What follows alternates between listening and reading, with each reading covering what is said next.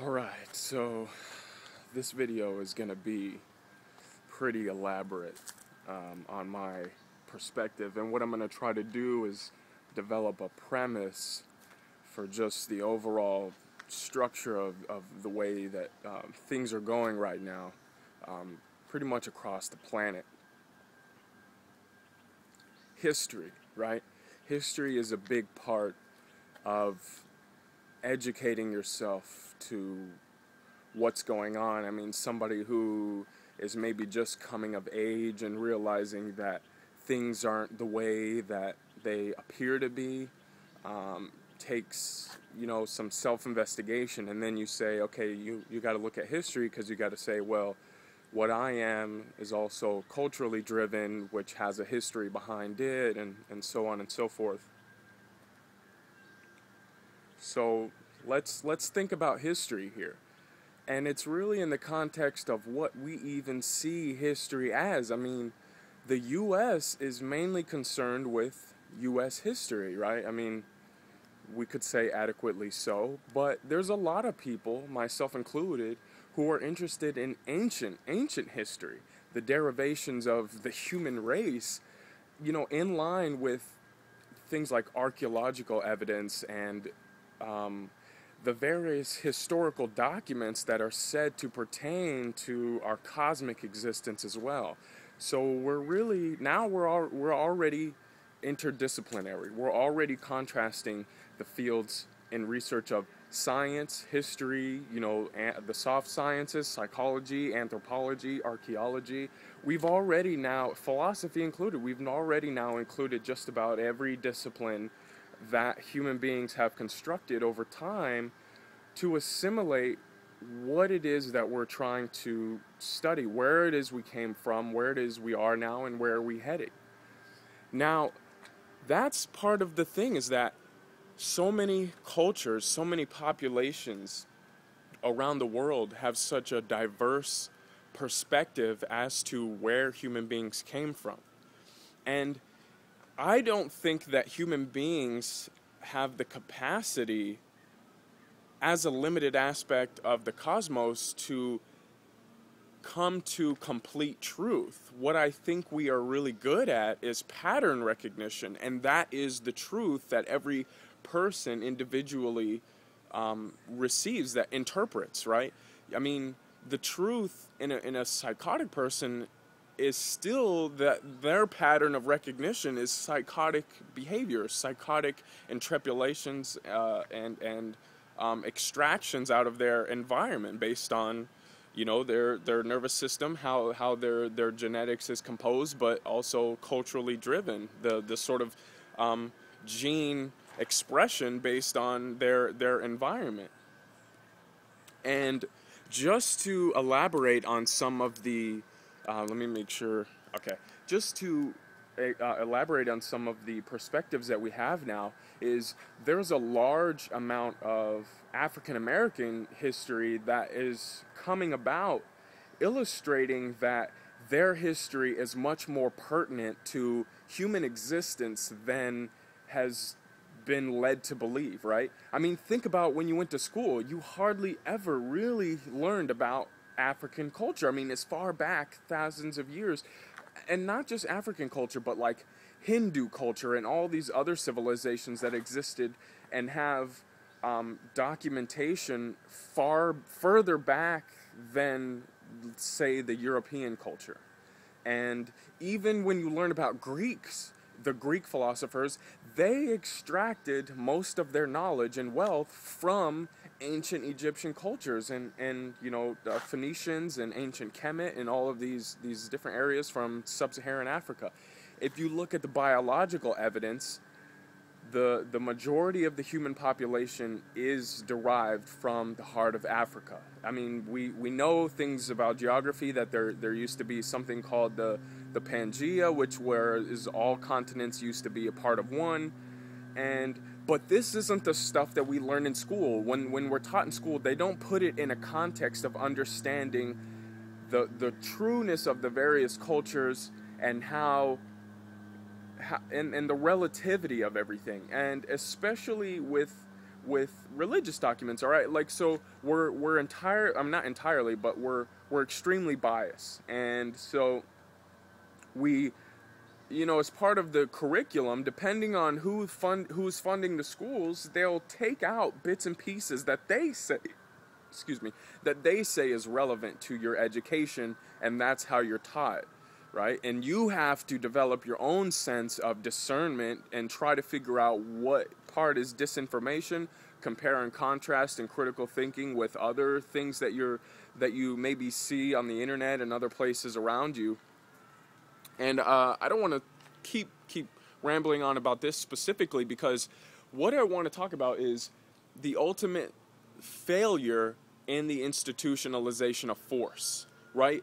Above and beyond government and above and beyond all these secular things that we think are the problems, ultimately I would say it's a coupling of ignorance of self and the use of force. These are the two major failures in our lives now. The use of force, although it may reap immediate benefits, does not exude the long-term benefits of a critical thinker, of an intelligent person, because the use of force psychologically is damaging, no matter what. And we also need to take into account the things about human psychology that were mostly nonverbal, right? Our verbal communication skills developed over this instinctive need to communicate complex feelings, right?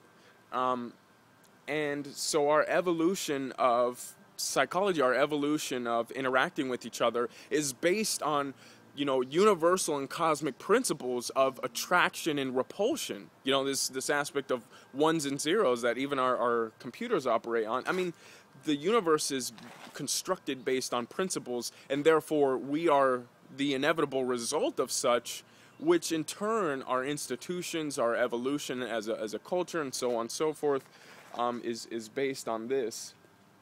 And so let's think about it. Human beings have so many diverse cultures and perspectives as to what is true, what is morally valid, and so on and so forth.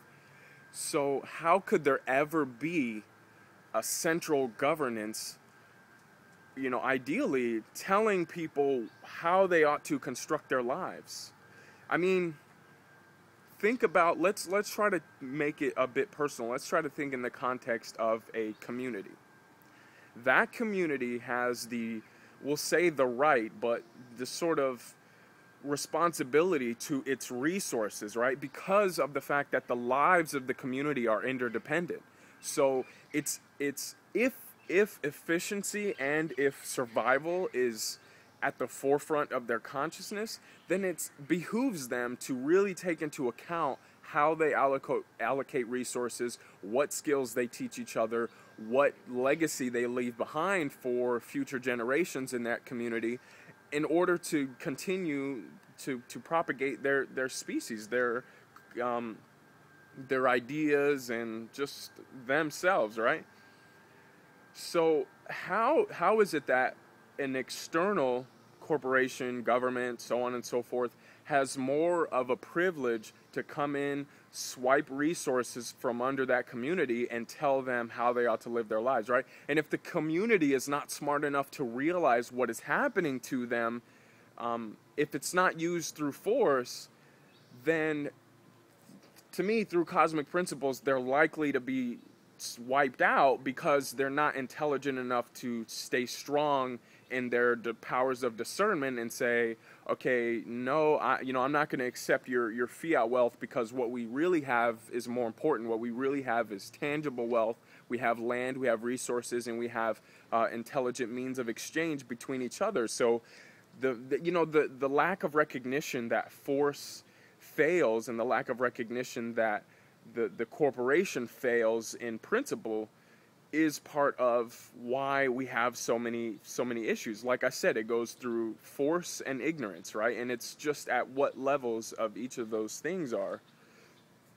So right now we have this huge breaking up of powers all across the world.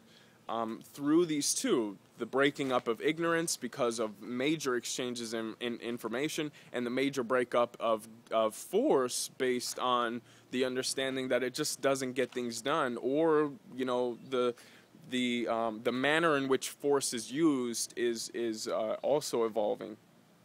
And the strongest communities are going to be those, to me, that take into account these things, but on a different scale. They'll see it maybe economically, but the strongest communities are ones that adhere to principles across their entire spectrum.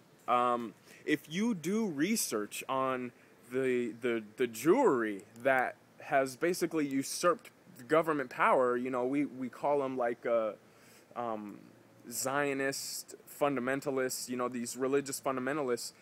They have attributed themselves to something higher, above and beyond government, right? As a body of people, culturally, they have said, we're not the result of governments or such and such, that we have divine right over our lands, our peoples, and to me, I mean, it depends on how far you take this, but you can see that there really is a failure to realize where it is that we come from, and to build strength as a community as to how that's pertinent to our lifestyle and our survival.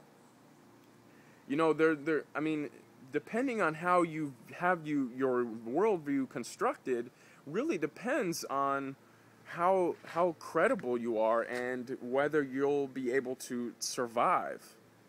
Because, I mean, it'll show what values you have. It'll show where your moral standpoint is. It'll show what sort of skills you investigate into and develop for yourself.